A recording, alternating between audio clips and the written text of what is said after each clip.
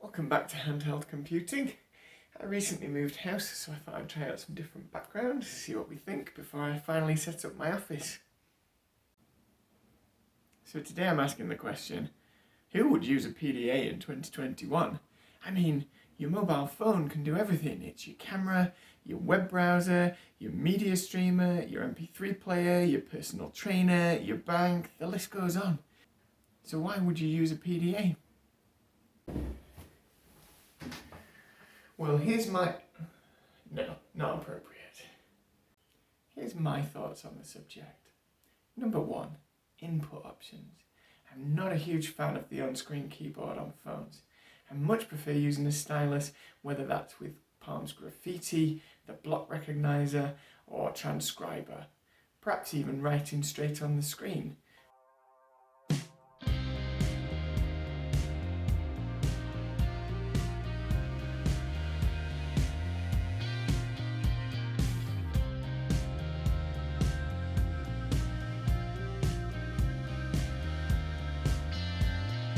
These options all seem much more natural to me and much easier to use. And that brings me neatly to number two. Keyboards. Typing is much easier on a keyboard. There are plenty of Kickstarter options for new distraction-free typing experiences for budding young writers. Sounds familiar, and with a range of sizes to suit everyone and some excellent keyboards out there, PDAs can make a really good typing companion. In fact, I wrote this on my Janada 720. Number three, battery life. We charge our phones every single day, and often it doesn't last the whole day, especially if your phone's getting on a little bit. But these devices will run 16 hours on a single charge. The Nino, the M500, the Palm 5, the Scion 5 MX, Scion 5, the 3C, 16 hours continuous. And if you're not using it all day, you might only charge it once a week or sometimes once a month. Imagine if your phone could do that.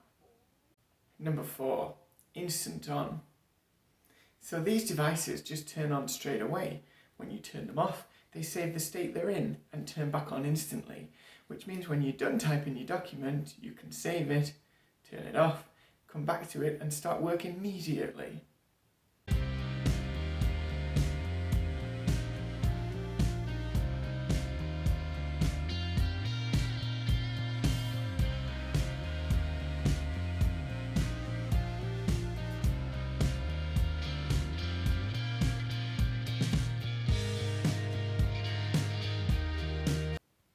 Number five, buttons.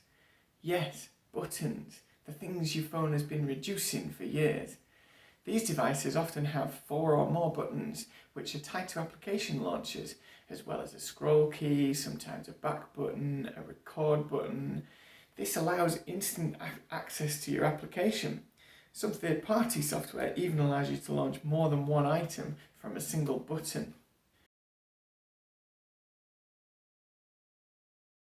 This means checking your diary, making a memo, and swapping between applications is much faster than on your phone, where you might be hunting around for those icons and continually going back to the system screen.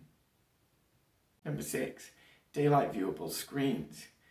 Older monochrome devices such as the Palm 5, M500, or Scion 5 or 3 use a monochrome display, which actually means that the contrast increases in bright light levels, unlike our phones which use a backlight to try and overcome the brightness of the sun, leading to poor contrast, making us squint at the screen or perhaps shade it in order to see what's going on.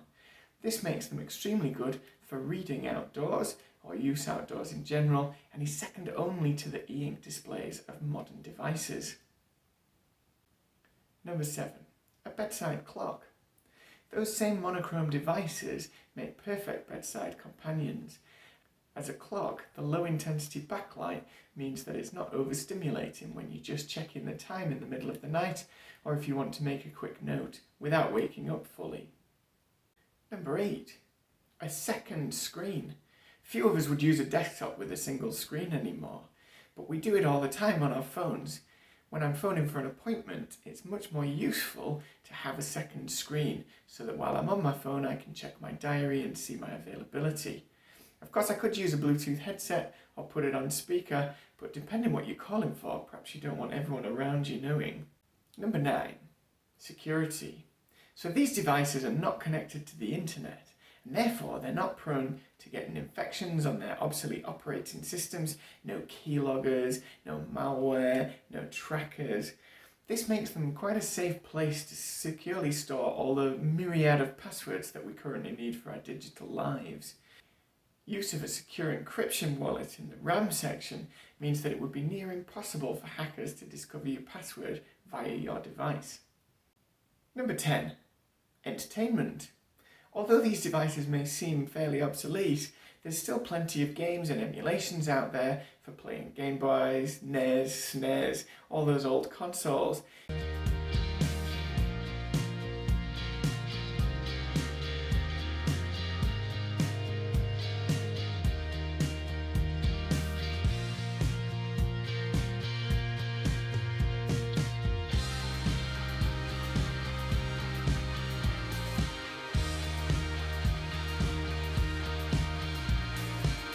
You can also play films and videos and MP3s while not draining the battery in your phone. Of course, PDAs aren't for everyone, but I think they represent a fascinating time in the development of computers as we move away from the traditional desktop environment. I believe they're still useful and complement our phones, tablets and laptops that we use in our everyday lives. Perhaps you still use one. Or maybe this video has convinced you to dust off your Scion 5 and have a play. Either way, I'd love to hear from you. Feel free to put some comments below about how you use your palm tops or why you don't use them. If you've enjoyed this video, don't forget to hit like. And if you want to see more of my videos, don't forget to subscribe and hit that notification bell. My name's Hugh. This has been Handheld Computing. Thanks for watching, and I hope to see you next time.